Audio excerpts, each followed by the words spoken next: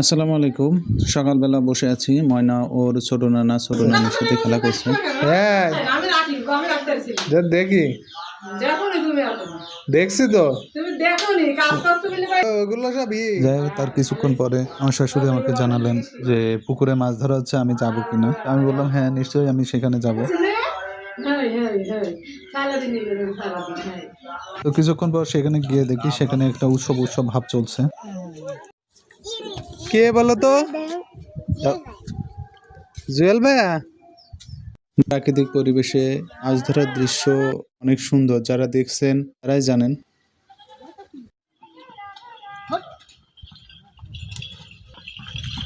ঘাড়ে পরোটা না তো,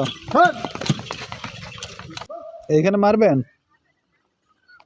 মারেন দেখি সুন্দর করে মারবেন। যে জাল দিয়ে মাছ ধরতেছে ওই জালকে আমরা খেপলা জাল বলি। আপনারা কি বলেন কমেন্টস করে জানিয়েন। তুমি কোথা থেকে আসছো? লেবু নিতে গেছিলাম, লেবু পাইনি, তোগুলো সাপ্লাই দেবে। কে আনবে? এই খেপলা জাল আমি আমার জীবনে 3বার ছুটছি। প্রথমবার খুব সুন্দরভাবে পড়ছে, পরবর্তী 2বার কিন্তু ভালোভাবে পড়েনি, এই জন্য আর ওইটা ছোড়া হয়নি।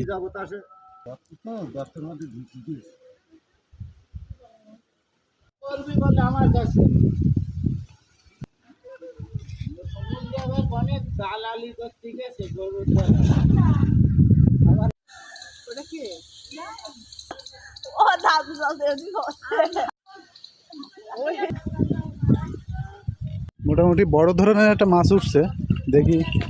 আমাকে বলছে আর আমি দৌড় দিছি। ওই বড় মাছটা কই? আচ্ছা আসেন আসেন। এই না, এর নিচে আছে। এই না, এই যে নিচে। ওইসা তাই তিন আমার পুতা তোমায় ফোনে দড়িয়েছে রে। কত বড় মাছ! না, ভালোই বড় মাছ হয়েছে। গিলতে বলে কি করি কি ওই যিনি আমার ডাক দিলে আমি ওইখানে ছিলাম, মুবাসের সাথে কথা বলছিলাম। টাকায় দেখিছে বড় মাছ। ফাঁকা জায়গায় চলে নাকি? প্রথম কয়েকবার জাল ফেলছে কিন্তু মাছ উঠেনি। তো এবার লাস্টের যেবার জাল ফেলছে এবারে একটা বড় ধরনের মাছ উঠছে। রাইসা বলো। ভীষণ বড়। এটা রুই মাছ মনে হচ্ছে, মৃগেল মাছ। একটা চিকন আর একটা মোটা। দেন আপনি নর্মালি দিতে থাকেন।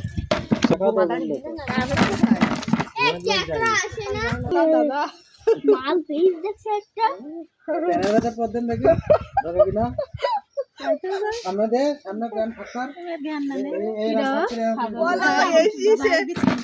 তোর নাম কি?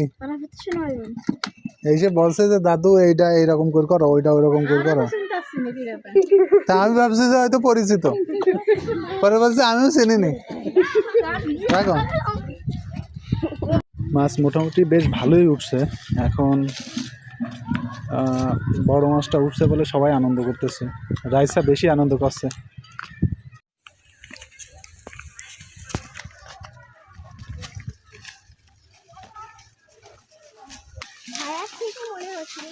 আমরা জানি না।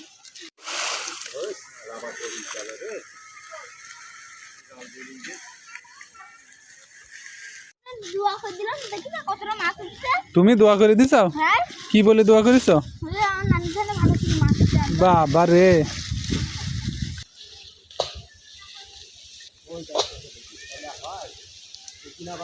যাও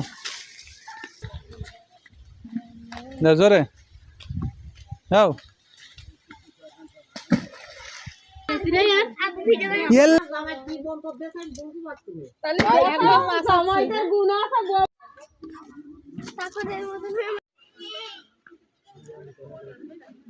ঠিক আছে।